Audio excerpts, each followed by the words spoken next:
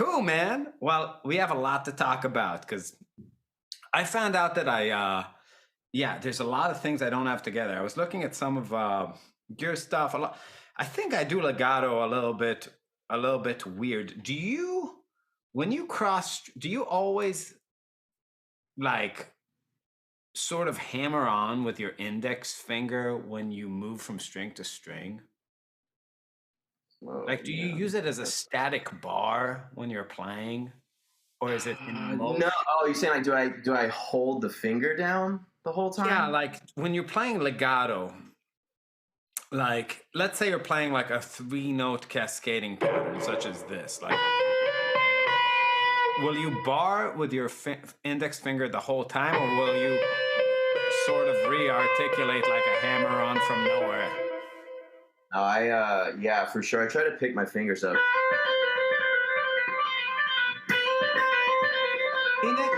They all do this shit. Yeah. What is that? That's yeah. I think that's sort of like a lot of times. Yeah. I think a lot of times, like for me, like I sort of like bar with my index finger and keep it on, and that's really making it, the whole legato approach, not flow, right? Because it's like you're Yeah, I mean, yeah, because for me, like I remember trying. I think when I first started playing guitar, being into like Randy Rhoads and stuff like that, I would like hold my. I found that it would make moving my other fingers slower, holding a finger down. Mm-hmm. You know, so like when I tried to pick up my fingers, I felt way more free to move my fingers faster. Mm-hmm. Yeah. So, that is a problem I'm going to have to work through. It's so weird, like going down this rabbit hole and like, finding all this shit that I thought I had down, like, especially like, with the legato business, and all of a sudden, like, realizing that like, man, I'm not as far along with this as I thought I was. I don't know, man. I was watching some of your like shredding lives that you do. You just go live and just shred. I thought a lot of that shit sounds really dope, man. Oh, thank you. I appreciate that. Yeah, I mean, I'm just trying to like. I mean, I have, like I do this professionally. I don't know if you know this, but I'm playing with Billy Corgan these days. Damn, man, that's pretty cool. So how'd you get that gig? That's a high bar. Yeah, me. Yeah, it was very random. But yeah, so you got to really shred for that gig, is what I'm trying to say. You can play a lot of notes on that gig. Joe Schmo, rock pumpkin songs. No, but in a serious note, like, for me at least, like, I know it's just like there are things like I haven't.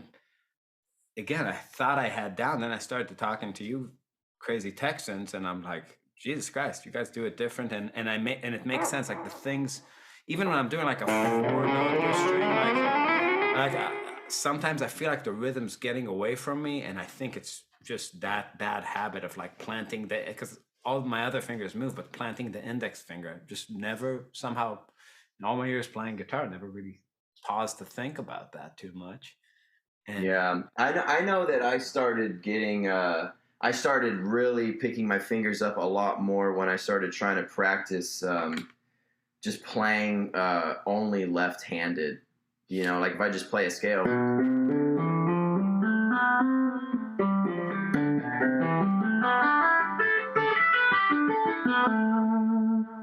Just literally all left-handed. I find myself picking my fingers up, placing one. It's like almost all hammer-ons. Yeah, but how is there, like, in terms of muting, where are you usually with your right hand when you're playing? I'm like just kind of hovering right over the strings, and I'm not an expert at it.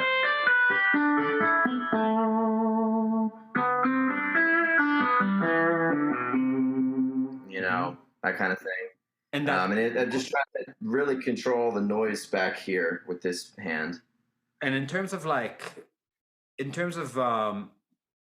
left-handed practice, that's something you still do a lot, just just the left hand? Yeah. I'll just like put a drum groove on or something and try mostly just play scales, but try to keep it really even and in time. Can you do a little bit of that? Yeah, it's just like if I take like a C major scale.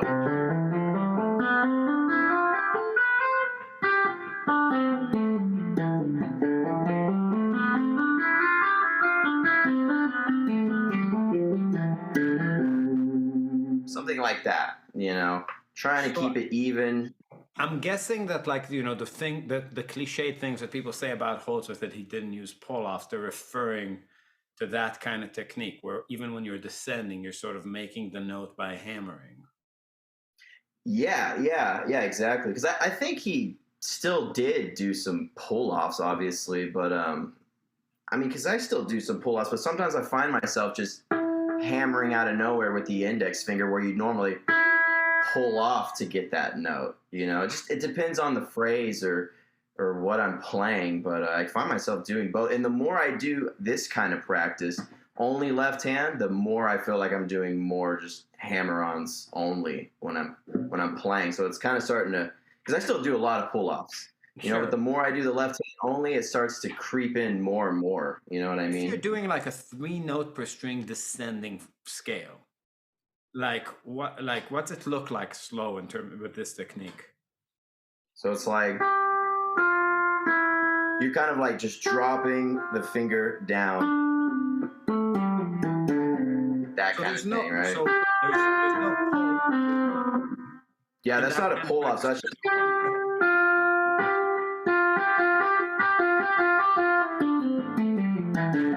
You know what I mean? That's the secret sauce I need right there.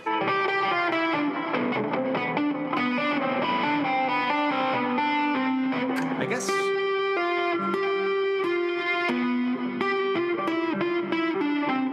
Like for me, I feel like I'm holding my fingers so high when I try to do that. Like you look like you're much closer to the frets.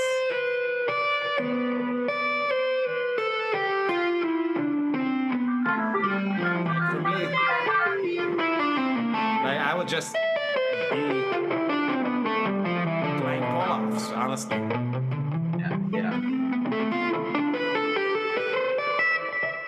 This feels super foreign. So you look like you're somehow very close to the string with your index when you're doing this. So the index is completely off the guitar. What's up? When you're in a descending position with the major scale, the index finger is sort of off the guitar when you're hitting the pinky note. Yeah, it's not.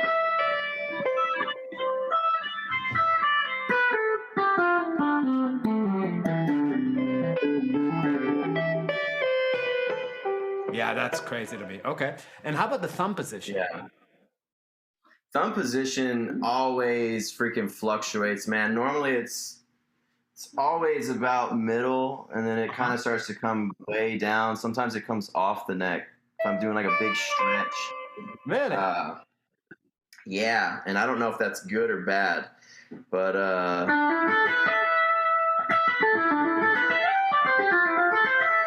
it'll kind of fly off depending on. I can't really think of a good example right now, but like maybe some of like these.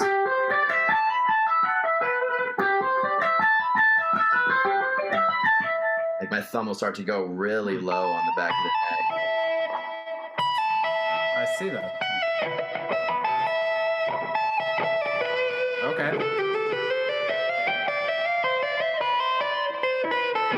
I mean, I guess for me, especially when the volume's turned off, I'm hearing these weird overtones almost when I'm hammering on like this. Yeah, for sure. Is that no, that happens. Is there a way to make that not happen, or is that just like when you turn the volume on, you just ignore it? That exactly. Just so I'll do that unplugged. Because it sounds pretty horrible when you're unplugged. Like it sounds like it does. Like it's dirty. Like because it's not coming from other strings, it's coming from the string you're playing. It's coming from the note you're playing, the overtone, right? Yeah, either just ignore it or just play it through an amp, you know what I mean? Okay. Yeah, I know exactly what you're talking about, though, but I don't know if there's anything you can do about that, you know? I think that's why they have that thing that makes your guitar look like it's playing tennis. Yeah. Yeah, the fret wrap. Yeah, man. Mm-hmm. Yeah, I've been guilty. You're not doing that? No, I use it sometimes. I actually was using it for recording certain things. I just like punch in a really fast thing. I'll put the fret wrap up there to kind of cheat a little bit, you know? Just to get a little cleaner. Now, yeah, I get a little cleaner. Like this kind of I understand. Like obviously, it's just practice, but still, is there any kind of tip about practicing the ascending thing? Is really not a problem for me because that's identical to the way I play. I don't tend to keep my index finger in place when I'm hammering on, but when I'm playing descending lines, I mean, especially like kind of the transition between the pinky and the ring finger. Yeah, I know. Those are like the total pain in the ass fingers, man. I've been doing a bunch of different stuff, but one thing you can do just is like literally almost like, you know how you would normally trill with a pull off, is just start doing that with all the fingering combinations, but don't do the pull up. You know what I am? So going.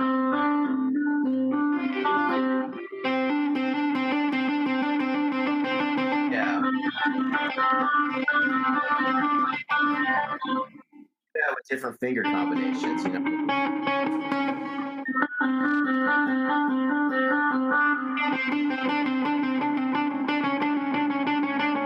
Okay. And in terms of, I started doing this other thing. Yeah. What's up? What were you gonna say? No, go ahead.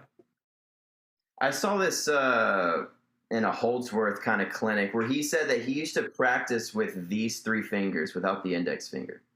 This is like a recent revelation. So I started trying to play scales with just those three fingers. It's a real pain in the ass.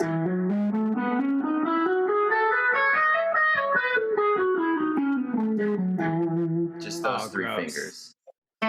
Dude, yeah, it makes you feel like you can't play guitar.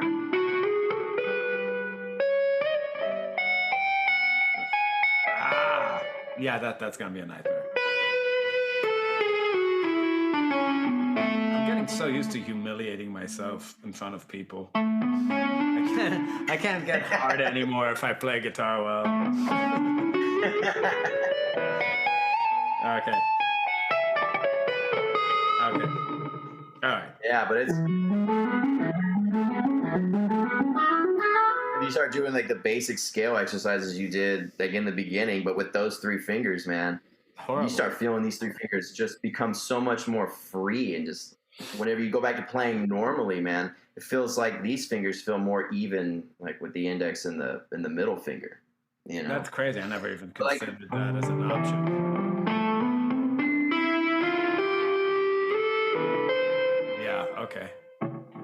And like I said, that's a recent thing I just kind of discovered and started screwing around with. So I plan on practicing that a lot more. It's either gonna completely destroy my technique or make me a lot better. So we'll see what happens.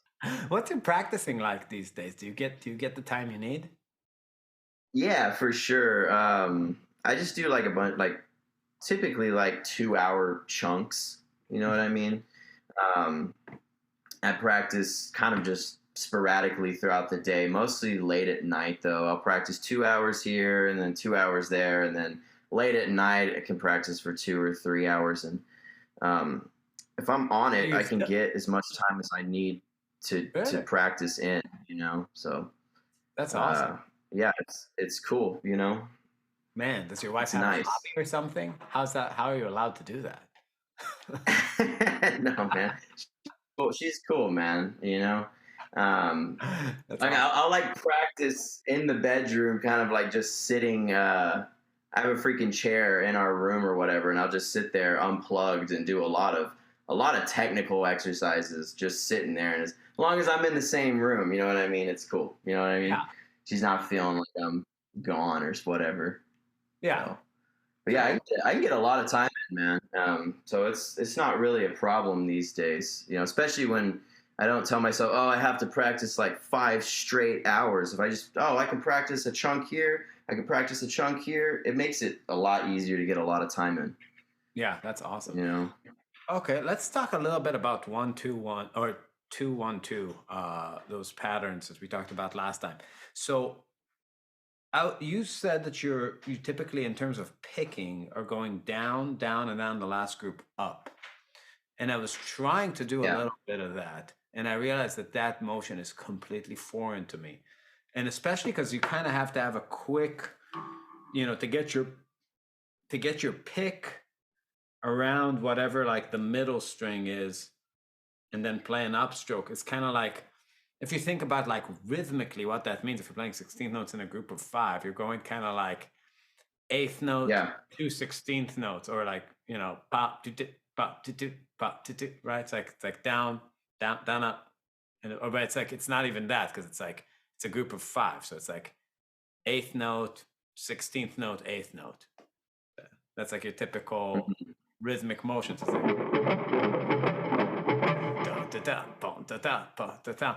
like as a person who spent like a really long time thinking like about picking, that's a super atypical kind of thing to get used to. I'm sure it's automatic for you at this point, but can you show me some of those patterns slowly again, with kind of a focus on what's happening in the right hand?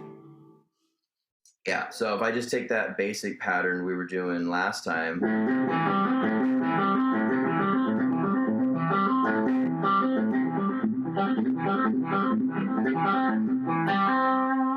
So that's like, so down is not really a rest, it's not really a sweep, right? You're kind of because I'm going down, up, down, up. You know what I mean? It's down, hammer. I'm sorry, I'm not doing that. I'm doing down, hammer, up, down, right? No, what the? See, I don't even know what I do, man. You know what I'm saying? I don't even know. That's not what I thought. Wait a second. No, I'm doing it. No. So you're right. I'm going down, hammer, down, up, hammer.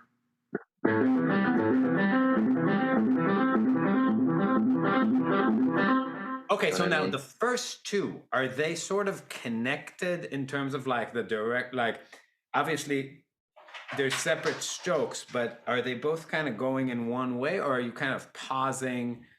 Do you know what I mean? Are they two separate blocks, or is it more like a sweeping motion? I think it's, and man, like, bear with me because I've really never thought about this kind of thing. But I think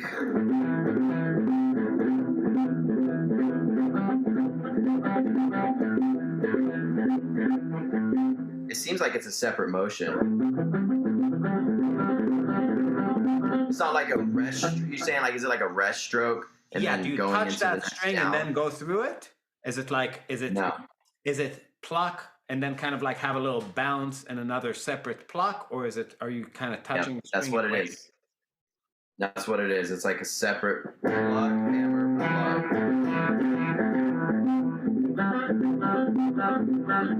It's definitely not a rest stroke. Okay. What I'm really curious about then, so after that second downstroke, like that, so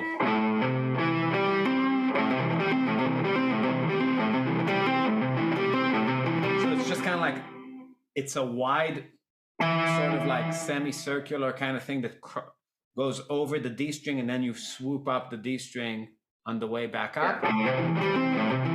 So it's kind of, I see. So separate stroke and then wide downstroke, upstroke. Yeah. What do they call that? Like, there's a name for that. I just can't remember what it's called, but where you're kind of escaping the string upwards, right? Because I was trying, when you do it the way I was doing it, your rhythms get a little mushy. And it's also hard. The real disadvantage of doing it all down is that then you have a hard time jumping back down to the beginning of the pattern, but that upstroke sort of brings you back. So it's not, I don't think it's like a choose your own adventure with this 2-on-2 business. Like, I think it's gonna be either an upstroke or a middle finger pluck. Like, I think the way I was approaching it is just technically not wise. Unless you're doing it in two directions. Yeah, I mean the middle finger thing would make a lot of sense actually. You know what I mean? Yeah, I just.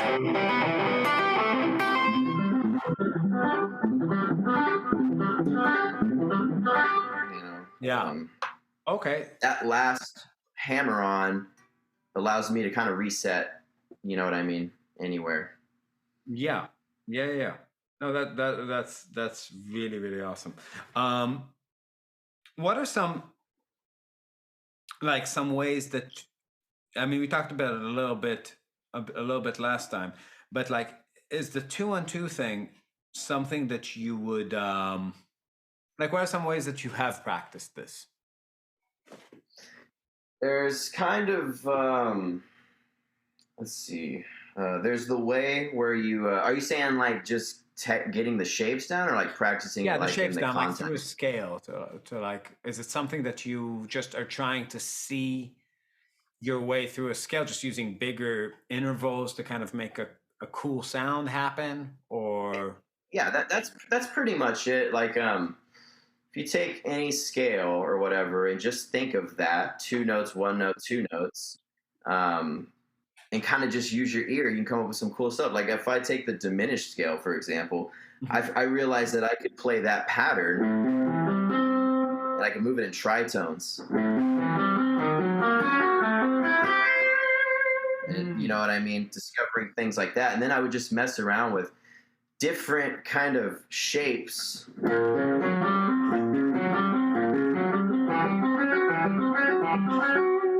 Where, I mean, there's a triad in there. What are the notes there? So this is like B whole half diminished, or B flat whole half diminished. I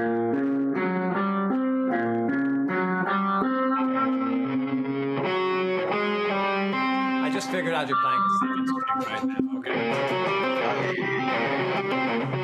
Yeah, I was like, I think I'm blind.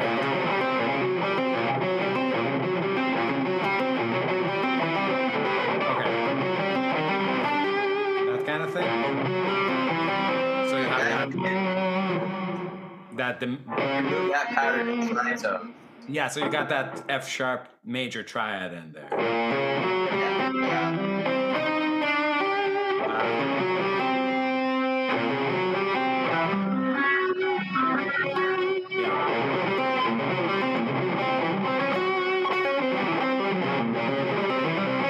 Yeah. Okay. So that's like one way. That's like one way you'll do it, where you think individual 2-1-2 shapes. Like I look at them as like 1 octave shapes, and I'll just start them wherever, you know. And then the other way was thinking 2 2-1-2 shapes, one on the E through the D string, and then another one on the G through the E string. So you have basically, if you look at that, you would have 2-1-2. 2-1-2. You'd have, you know, two notes per string in a row. But I'm thinking about it as 2 individual 2-1-2 shapes. And that was like, I think we talked about that last week, like this, like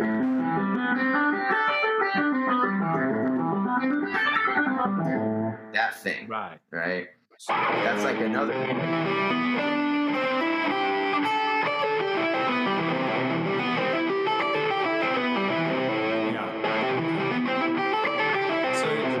And you're not really thinking about, I mean, you're not thinking of, like, that's not like A minor 9. It's just like stuff from C major kind of space. Yeah, like I'm aware that it's A minor 9 and got, you know, some extensions in there. I'm aware of the extensions, but I'm really just like thinking intervallically in intervals, fourths, fifths, and stuff like that, you know. And I know it's in C major or G major, you know.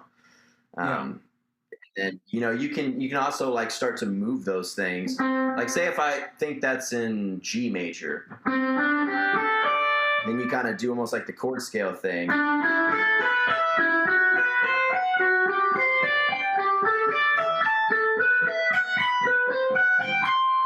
Moving that diatonically through the scale.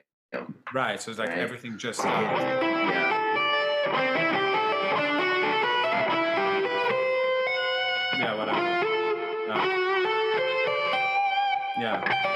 I mean, the sounds are really nice. I mean, and it's also like the thing I think that so many people find appealing about, like, you know, your phrasing and your playing. It's just like you constantly have those groups of 5, even when you're playing, like, you know, 16th notes and stuff. So the accents keep like getting tossed around Exactly. Super.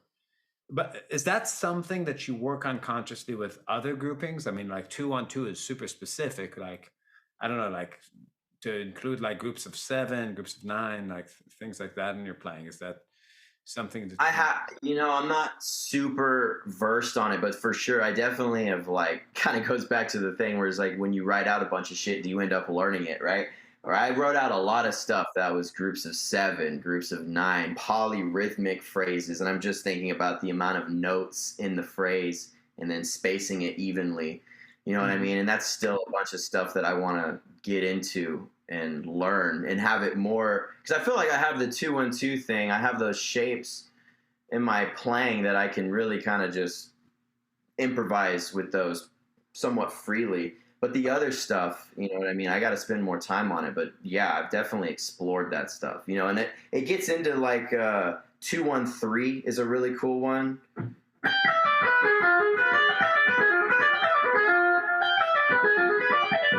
Phrases like that where you have 3 notes, 1 note, and then it's 2-1. Oh.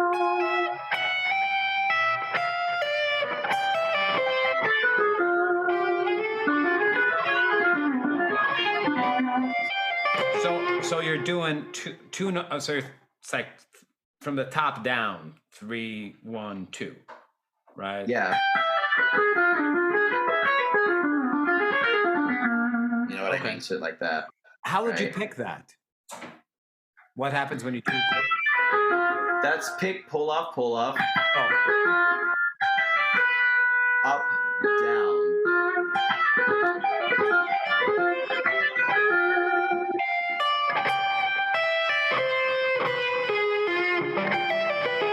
Okay, so pick, pull off, up.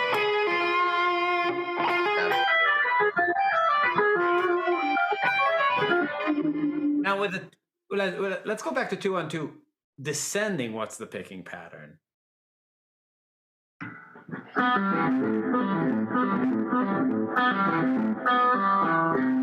See, I'm like literally figuring this out as you ask me because I don't freaking think about it at all. I think you're doing down, up, up. No? So,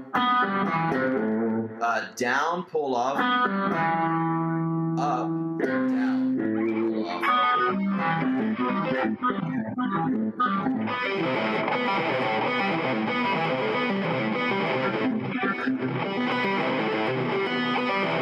That is so bizarre for me. It makes sense that like you're going to need that, like that upstroke to free you, right? It's like to get you across for a downstroke. So okay, so it's really, really not a sweeping thing. So I think like people who sweep, you know, it's like people who sweep have a harder time because they have to kind of correct for that. It's yeah, I'm not a huge sweep picker, but like, you know, I do like the mini sweeps. Like it's weird because sometimes on the descending 2-1-2 stuff, I do sweep it. Like, and I know I'm sweeping it. And we talked about that last time, but that's a sweep. So down, up, up, up, down.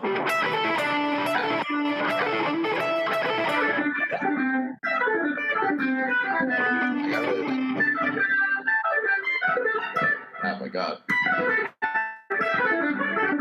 You know what I mean? Sometimes I will sweep that. Yeah, that feels more. Other times it'll be. I love shit like that. I love shit that's easy to me. I found out. I like stuff that I've worked out already. Well, I think we all do, don't we, man? But like that's the thing where it's like a lot of those, I'm sure, really super weird things just felt normal, you know? So it's like I'm not trying to that's easy. I'm not trying to do something that's harder. Like I'm going with the easy thing, and I just happen to really like the way it sounds too, you know? Yeah. No, it's I think, yeah, I mean, it was really weird. Like for me and Nick, like when we were watching like you and Alex and Brett playing, there's a certain kind of freedom in the left hand that it was just like, it was clear to me, like as much as I wanted to be delusional and be like, it's like, yeah, I'm, I do it like that, like it's not something that I do. But the question then became like, okay, so like, what are the differences? And I think like the thing we were talking about in the earlier part of this, this session, like that, lifting, the lifting of the left hand mixed with like these picking patterns that are really like, not coming from sweeping, leave a lot of room for like the left hand to take the lead. It's yeah, yeah, for sure, man. And again, for me, it definitely comes from trying to alternate pick at a young age and realizing that it really didn't feel supernatural, and already, without even knowing what was happening, trying to incorporate legato without even really knowing I was trying to do that, and then developing that from a young age. And then really just honestly liking the sound of that way more. Anytime I heard a great legato player, just like, it was like the first time you heard whoever your great influences were. You know what I mean? I'm like, oh, what the hell is that? That's like crack. I want to learn that. You know what I mean? I love that. Sound. Yeah. Yeah, exactly. 100%. I don't know. I'm assuming you've had control of this for a very long time, but like in terms of like that left hand independent stuff. So we talked about like, doing the left-handed scales and getting those sounds. It's actually the thing about you having to just ignore the overtones that pop out when you do this thing, especially on the high string. Like to me, when I hear that high pitch, it makes me feel like I'm doing something wrong. But the fact that that's just a part of it is encouraging. And that trill exercise sounds like a real... Well, I think that's just a part of it. You know what I'm saying? I hope that's just a part of it. Yeah. How about, so going back to muting, like, do you sort of, is it the kind of thing where, like, if you're, let's say, focused on doing that left hand only stuff, will you, like, how strict are you with the muting? Like, are you really trying to, is it something where the right hand is touching all the strings and making a sort of tunnel for the one it's not playing, or are you more laxed with that? That's what it is. But basically what you just said right there. My hand is very close to the strings all the time. Yeah. And I'm trying to mute basically everything that's not being played. If I just like even play a scale.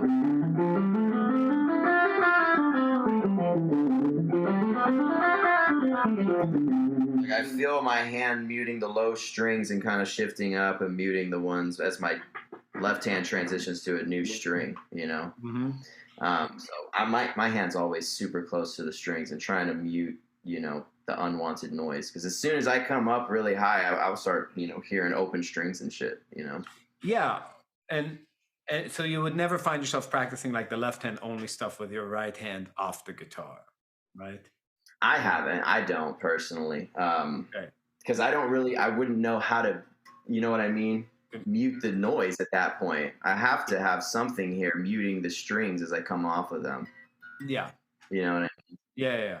So. Okay, I'm gonna have to work that shit out. Do you remember? Because I'm assuming you've had control of this for quite some time now. But do you remember like pivotal moments with this where it was like, things you were doing that really made it open up for the folks at home watching? Things I can like are good ideas to work through for that kind of left hand independence.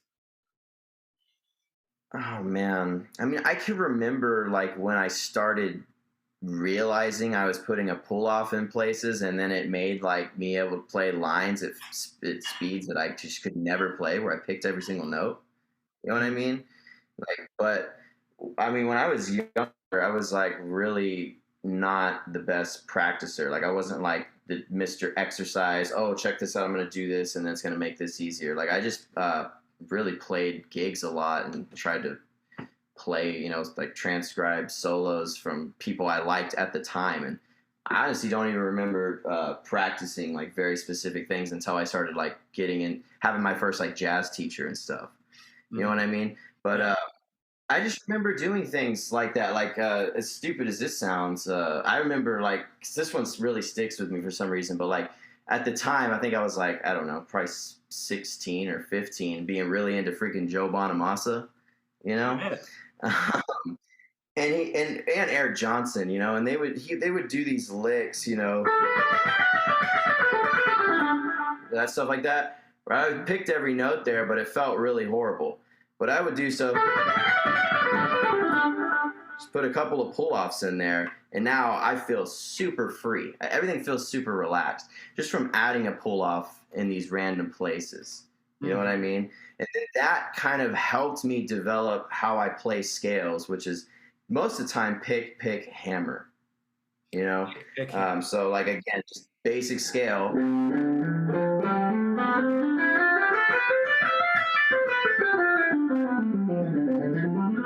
Are you going up and down hammer?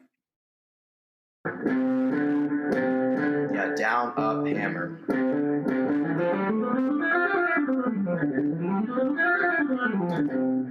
You know what I mean? Yeah. Then when I realized, okay, this shit works for me, then I kind of started really like taking it through a lot of different exercises and developing a lot of other patterns and stuff like that. But that's kind of how I got there. Yeah. Like for me, the natural thing was always like going like down, up, down, down, up, down, like the economy, big. Yeah, everything.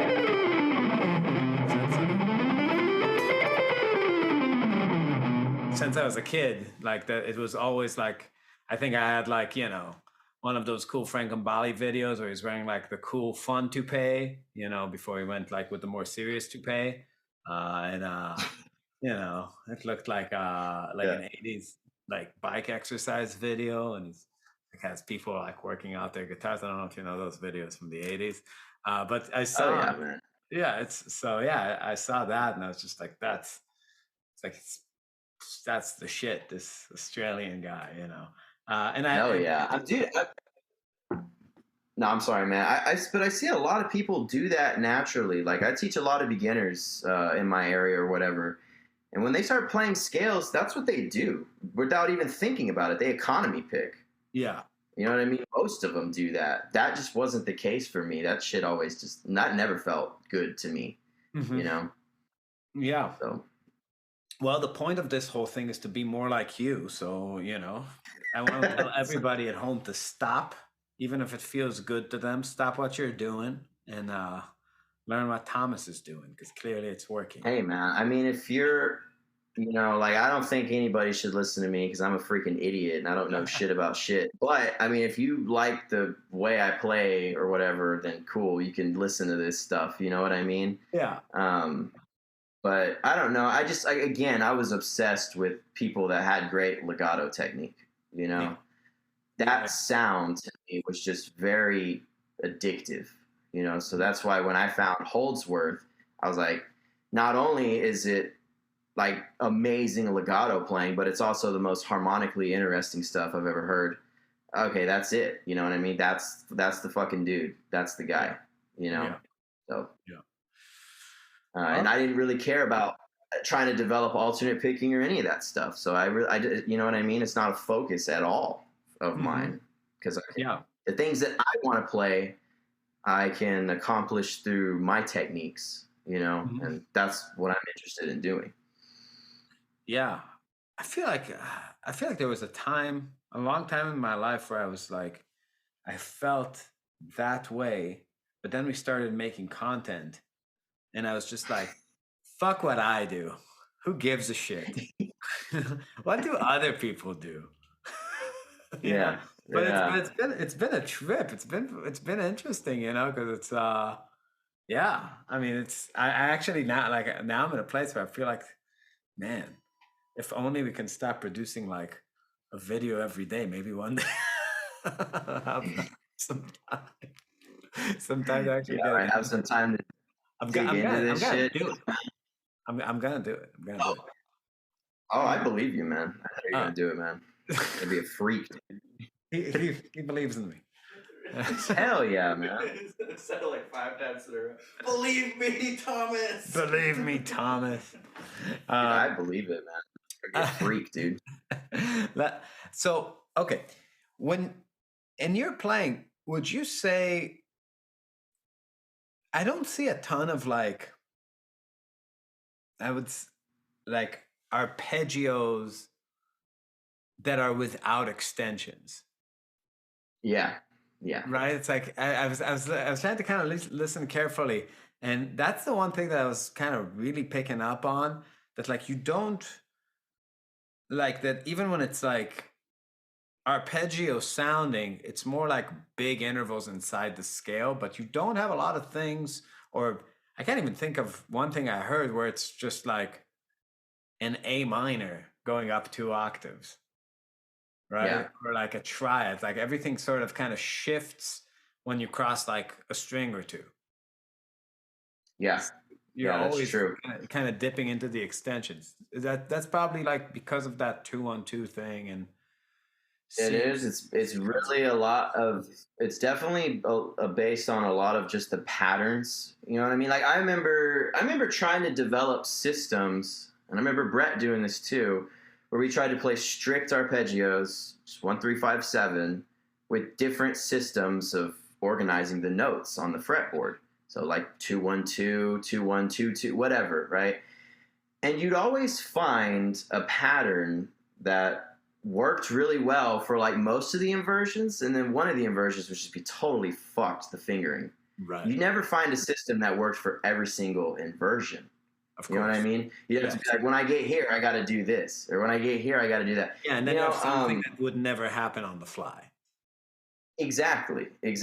So it was hard to be like, oh, I have a perfect system that's going to work for all these arpeggios.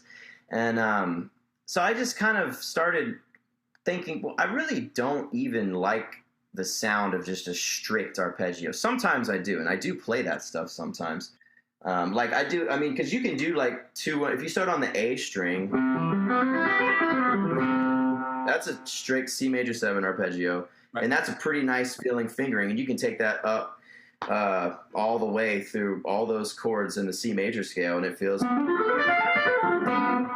pretty good. You know what I mean? But the extension thing happened through the shapes, and I just like the sound of it. You know what I mean? So I always just... Let's go back on the technical note for a second. When you do an arpeggio like this, how do you pick that? Yeah, all right, let's figure it out.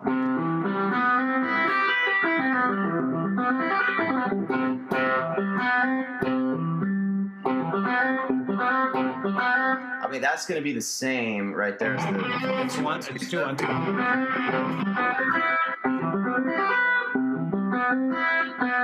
After this hammer-on, down. Actually, hold on. Okay, so it's the same thing. After the hammer-on, down, up, hammer.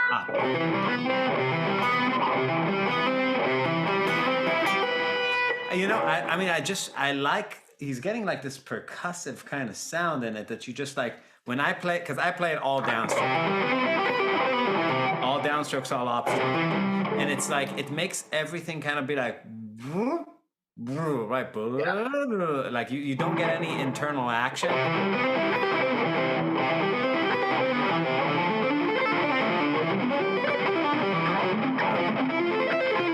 There's not a lot of things going on, but like here, it makes certain things kind of pop out. It's cool.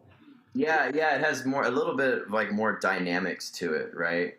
Yeah, and I love that. I love that shit, man. It's very percussive. That's like one of the reasons why I really liked like just a good bebop player, because those bebop lines just have those kind of peaks and the accents, and it really makes lines really, really sound cool, you know. But yeah, that's just, I guess, by accident from playing at the technique. But again, like it's like when I discovered that, I'm like, I just really like the way that sounds. You know what I mean? And it feels good too. But yeah, so if you just take that, and then you just, instead of, okay, why do I have to play the root again? Okay, change the root for the 9. That's a prettier sound to me. I'm more into that, you know?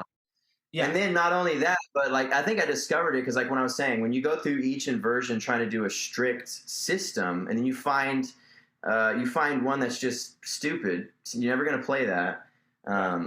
Then you say, well, what if I change that note to this other note, and that actually ends up sounding cooler? And then you kind of come up with these arpeggios that have extensions in them and are really easy for the hand to execute. You know, 100%. So it's like that. Yeah. I feel inspired to practice, honestly. Like it's like seriously, like after this, like I feel like I know what I need to do a little bit more. In terms, you know, because it's the two things. It's like, first of all, it's like the left hand sort of physicality, like in the approach, like in the lifting, and then the picking. I think the picking is also like it's a big thing. I think to get your sound, to get like, you know, Alex has a similar thing happening in the picking, that he's also not complete. I don't think he's completely aware of his picking, but like, you know, it's a very similar kind of thing. It's like you sneak in this mixture of downstrokes and upstrokes and hammer-ons, and it creates this kind of peaks and valley in the dynamics. I mean, dude, I think Alex's left hand is so fucking good that he can probably just play everything left-handed, and really just wherever he wants to have the accent, he can put the accent. You know what I mean? Yeah. I'm sure he's worked on that left hand only thing for hours and hours and hours and hours. You know? Yeah. But it's it's fucking cool, man. It's really cool.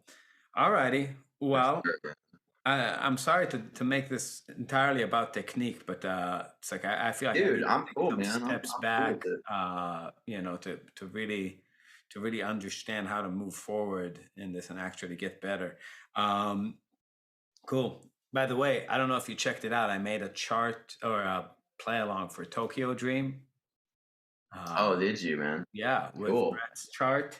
And when I was making it, I really realized how the comping works, because he wrote, like, you know, the Allen symbols above the actual chords, and the fact that it's just moving stuff from the scales. I had this aha moment, and I'll send you a link to that. I think you would enjoy playing over it, because we got some sick. Yeah, man, I'd love to practice over it for sure, man. Yeah. It's on the Martin backing track channel. We put a lot of we started a new channel just for backing. Oh, so you got a whole channel? You got another channel with just backing tracks? Yeah, we just started it. We have like 100 subs that are just so happy. I'll check it out, man, for sure. Yeah. But yeah, maybe next time we meet, we will talk more about music and harmony and approach to that. But I really needed this, you know, to start getting this stuff together. Cool.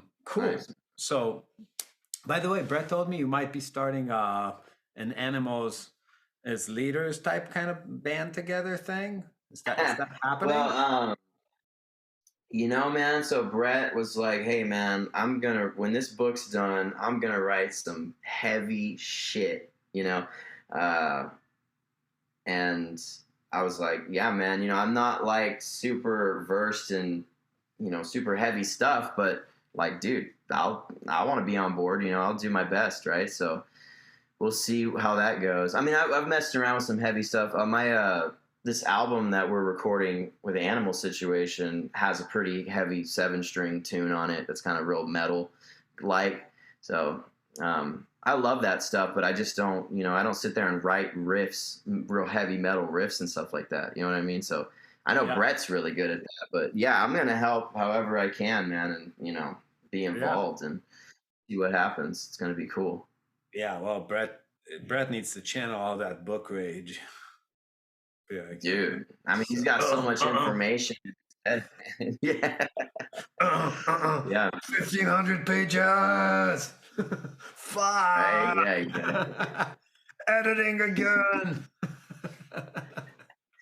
Dude, I know, man. That's psychotic what he's gone through, man. It's a lot of angst, for sure. That sucks. Yeah, I was talking to him when he was like, he found out I had to pull it from Amazon.